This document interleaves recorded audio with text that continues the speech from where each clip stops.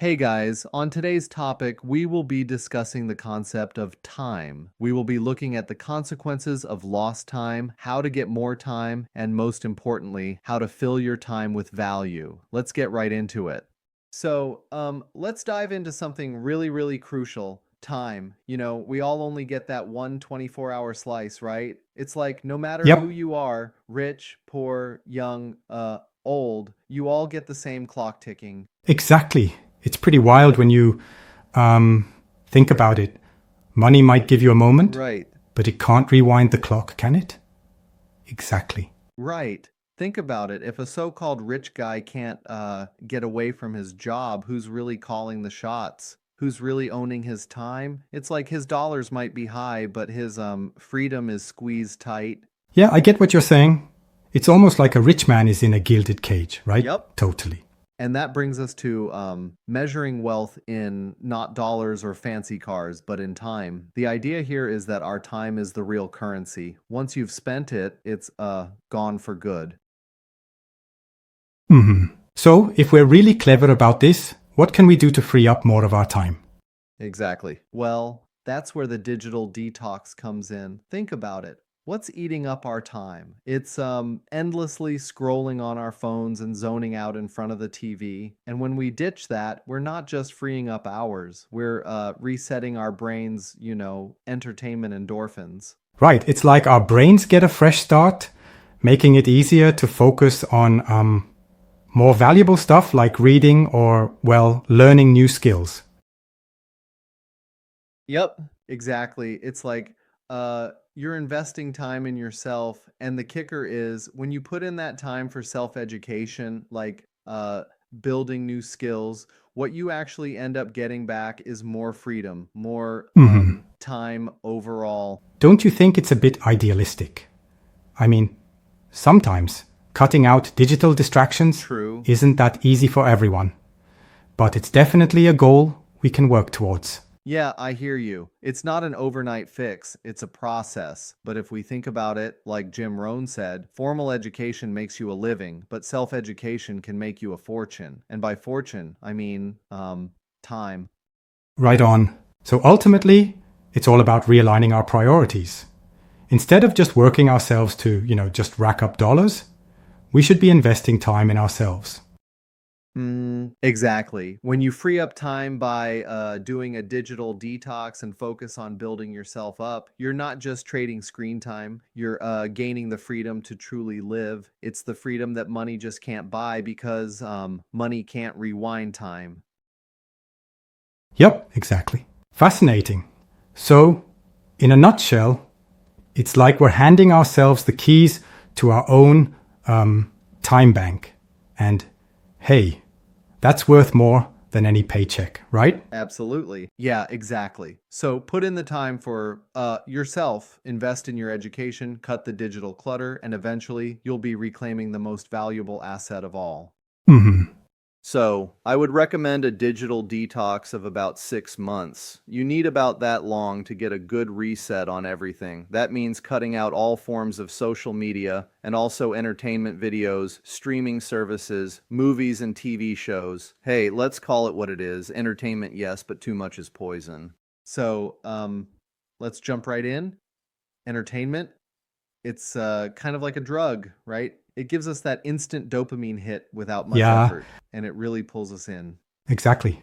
It's so addictive that without any parental guidance, especially for us adults, we end up just binging, scrolling, or watching nonstop. Right. And the thing is, when we're constantly feeding on this endless stream of entertainment, our brains get overstimulated. This overstimulation really lowers our cognitive abilities. So, are we saying it's like our minds get dulled over time?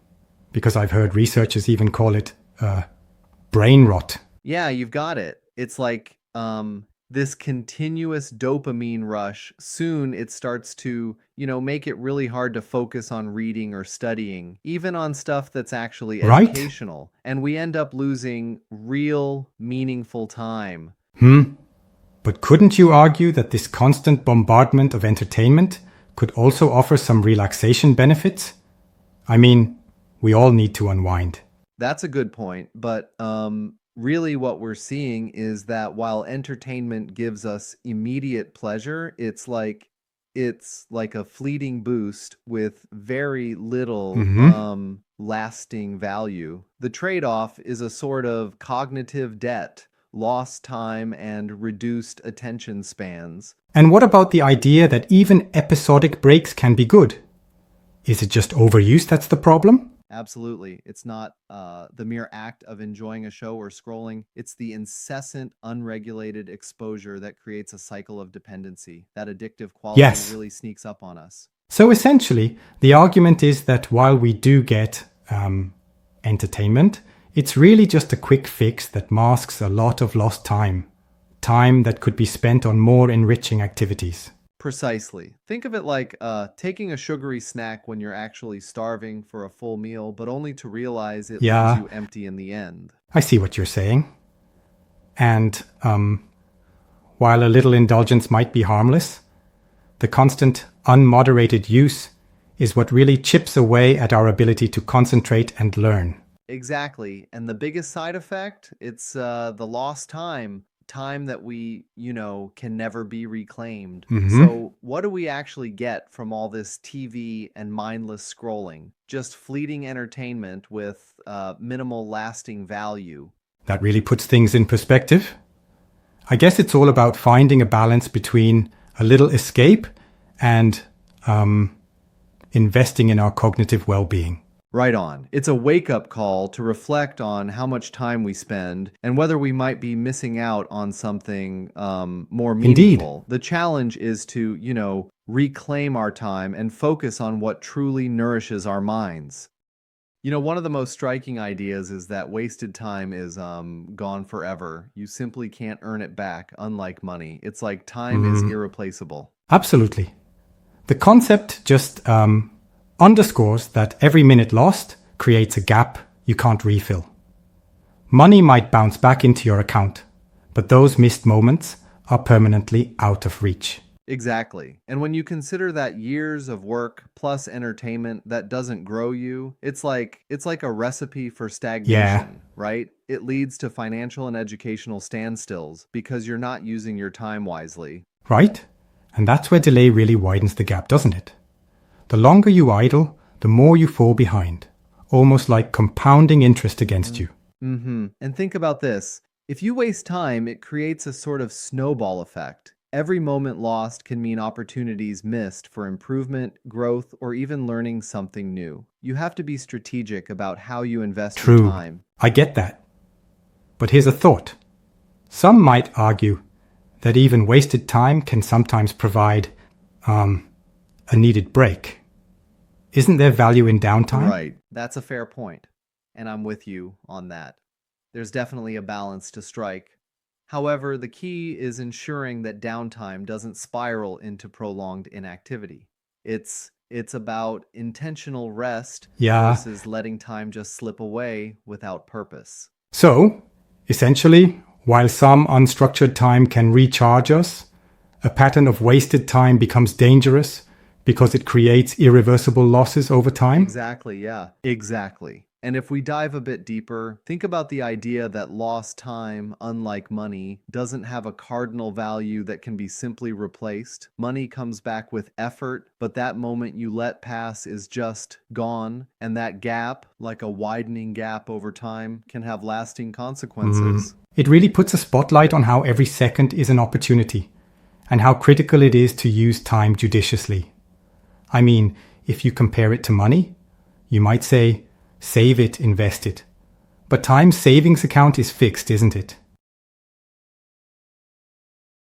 Absolutely right. Spot on. And there's this big takeaway. Recognizing that every moment counts means we need to be more deliberate with how we spend our time. That mindset can really transform our work, our education, and even our relationships. Yep. So ultimately, we need to treat time with the same respect we give to the most valuable asset we have. Because once it's gone, there's no recouping it. Exactly. Right. And that's a perspective that can truly motivate us to be intentional about our actions every day. Every moment is like a building block that you never get back once it's been Mm, used or not used wisely. absolutely, well said. It's a reminder to invest our time thoughtfully because that investment, unlike money, never comes back for a second chance. When you make that decision to turn off your screens, it's wild. Suddenly you've got this vacuum of time, right? Exactly. Yeah, and at first it can feel really strange, like you're experiencing withdrawal. Absolutely. There's that initial phase where you feel a bit of discomfort because your brain is so used to the constant buzz of notifications and dopamine hits. It's like Yeah, suddenly totally. you're disconnected and Wait, so you're saying that even though it feels weird, there's a benefit waiting right around the corner? exactly. It's Yeah, fascinating. After turning off screens, not only do you start to experience a dopamine reset, but your attention span actually begins to increase. that sounds counterintuitive at first, doesn't it? Because you'd expect the boredom to just overwhelm you. For sure, but think about it. Boredom here is like a detox. It forces you to sit with your thoughts, and that's when the groundwork for real self growth starts to build up. I get that. Right? And it's interesting how new time becomes this foundation. Like, when you're not glued to your phone, your mind can finally reset. Exactly. And over the first 6 months, you'll notice some pretty clear changes. Clarity rises, the initial boredom starts to fade, and your focus, which might have been scattered before, begins to Yeah, that's pretty return. impressive. But isn't there a risk that without screens, people might just feel more isolated or even, say, left out? That's a good point, but honestly, the data suggests the opposite. The solitude creates space for introspection, and rather than isolation, you actually gain a clearer Right, sense of that makes self. sense. So it's kind of like first you face the withdrawal, then your dopamine levels recalibrate, and soon enough you find yourself with more mental clarity and focus. Exactly. Imagine it like this. It's like cleaning out a cluttered room. At first, it's messy and maybe even overwhelming, but once you start organizing, you find space you never noticed before, a space that lets you grow and breathe new life into Yeah, your I love that routines. analogy. And speaking of routines, it seems like this whole process, while uncomfortable at the start, really sets up new, healthier habits in the long run, Exactly. It's all right? about that gradual transformation. First, the difficult early steps, then the emergence of clarity, and finally, a focus that really propels you forward toward genuine self improvement. It definitely sounds like a journey worth taking, even if the beginning is a bit rough. Yeah, turning off screens isn't just about losing a distraction, it's about gaining a whole new perspective on life. Absolutely. So, we're looking at a list of really influential books and motivational speakers that have, shaped a lot of personal finance and self-improvement journeys. I mean, Yeah. take Rich Dad, Poor Dad and Cash Flow Quadrant by Robert Kiyosaki. They're like foundational texts for financial literacy. Absolutely. They're like eye openers, right? They challenge traditional thinking about money and debt. And then there's Totally. Early Retirement Extreme by Jacob Lund Fisker, which really pushes you to rethink lifestyle and savings. Exactly. It's like it really forces you to question conventional retirement norms. And when you pair that with Millionaire Next Door by Thomas Stanley, you're getting some pretty deep insights into wealth accumulation and frugality. Right? And Richest Man in Babylon by George Classon, that one brings in age-old wisdom with its parables. It's like simple stories that speak volumes about managing money. Yep. Now, switching gears a bit, let's talk about the motivational speakers on the list. Jim Rohn and Les Brown really have stood the test of time with their inspiring messages. They provide that motivational kick, right? I mean, Jim Rohn's principles on discipline and goal setting have influenced so many, and Les Brown's energy is just contagious. Yeah, exactly. And it's like when you combine financial wisdom with motivational insights, you get this powerful toolkit for, creating success. It's like if you can get Yeah, your mind in the right space, then applying practical financial strategies becomes a lot more attainable. I totally agree. But don't you think sometimes these books and speakers can be a bit repetitive with their ideas? I mean, is there a risk of oversimplifying complex financial strategies? Well, that's a valid point. One could argue that some of their messages do simplify things, but then again, the main goal seems to be to make the information accessible. It's like if you're looking for a deep dive, you might need additional resources. Exactly. It's all about balance and knowing where to supplement your learning. These works provide a very great jumping off point. Right on. They create that spark. When you hear Jim Rohn talk about discipline or Les Brown kindle that inner fire, it really sets you on a path to seek further knowledge. Sort of like igniting an engine that you then fuel with more detailed research or practical experience. And it's, an enduring message across generations. Books like these or talks by these speakers, they keep inspiring new audiences to question, learn, and eventually build lasting wealth. So, in a nutshell, this selection of recommended books and speakers gives everyone a diverse set of tools from strategic financial planning to Yeah, motivational exactly. drive. It's a pretty holistic approach to self-improvement. Absolutely. It's like a roadmap to both financial wisdom and personal growth, each complementing the other perfectly. Hey guys! If you like this content, let me know by subscribing and giving a like. Also, don't forget to comment on what you think and also what other topics you'd like to see discussed. See you next time.